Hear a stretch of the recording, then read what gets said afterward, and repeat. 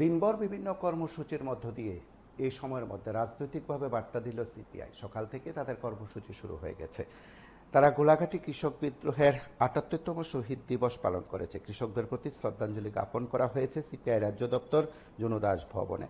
ভারতীয় কমিউনিস্ট পার্টির প্রতিষ্ঠাতা, দেশের তথা আন্তর্জাতিক শ্রমিক আন্দোলনের প্রাণপুরুষ চেয়ারম্যান এস.এফ ঠাঙ্গের জন্মদিবসও পালন করা হয়েছে বলে নেতৃত্ব তাদের বক্তব্যে জানিয়েছেন। তাছাড়াও আরও কর্মসূচি রয়েছে তাদের, এবং বলা যেতে পারে এই সময়ের মধ্যে বিভিন্ন কর্মসূচির মাধ্যমে সিপিআই নেতৃত্ব তাদের রাজনৈতিক এবং সাংগঠনিক শক্তির বার্তা দিচ্ছে।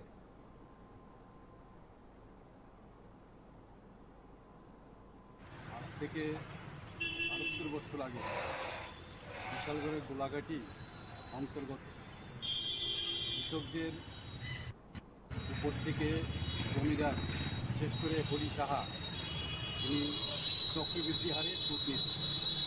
ওই বছর মানে 1948 সালে কৃষকদের হয়েছিল, খরা নষ্ট হয়েছিল। তখন কৃষকরা জমিদার হরি সাহার কাছে অনুরোধ করেছিলেন যাতে এই বছর সুদ না নেওয়া হয়। তখন হরি শাহ কথা দিয়েছিলেন যে সুদ নেওয়া হবে না, এবং হরি শাহ গরুর গাড়ি করে বা বিভিন্ন ছোটো গাড়ি করে ধান কৃষকদের কাছ থেকে নিয়ে যেত সুদের পরিবর্তে, তাদের সুদ না দিয়ে তাদের কাছে। তখন হরি শাহ কথা দিয়েছিল যে যত এখানে কৃষক আছে সবাইকে ধান ফেরত দেওয়া হবে। তখন কৃষকরা 1948 সালে আজকের দিনে সবাই সমবেত হয়, বিশেষ করে সাহায্য। তখন আমরা দেখলাম কৃষকদেরকে ধান দেওয়ার পরিবর্তে উল্টা পুলিশে গুলি করেছে। এই গুলিতে প্রায় 13 জন কৃষক নিহত হয়েছে এবং আরও অনেক কৃষক আহত হয়েছে, বিশেষ করে 100 জন কৃষক। এবং যারা আহত হয়েছে তাদেরকে হাসপাতালে নেওয়া হয়েছে।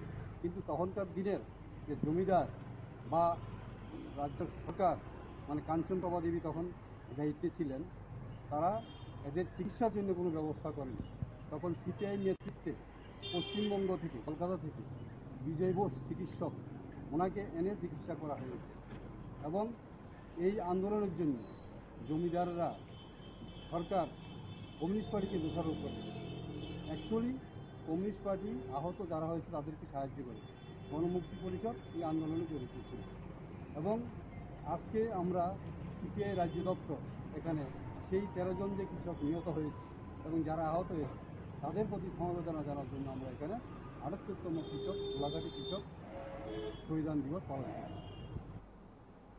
আপনারা শুনলেন সেখানে সিপিআই রাজ্য সম্পাদক মিলন বৈদ্যের প্রতিক্রিয়া। তার পাশাপাশি দিনভর তারা নানা কর্মসূচির মধ্য দিয়ে রাজনৈতিকভাবে তাদের যে বার্তা, সেই বার্তা ছড়িয়ে দেওয়ার চেষ্টা করছে। আপনারা দেখতে থাকুন PB24।